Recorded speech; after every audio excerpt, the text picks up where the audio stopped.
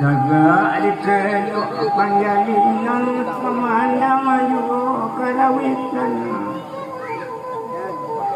oh bapolo tahun baturutan anak seorang kapamen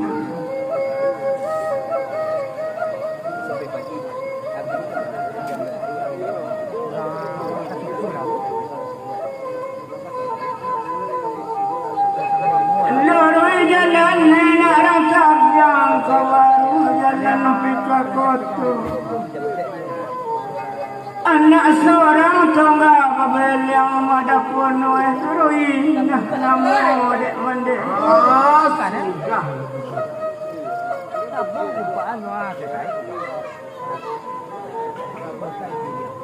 sudah sadu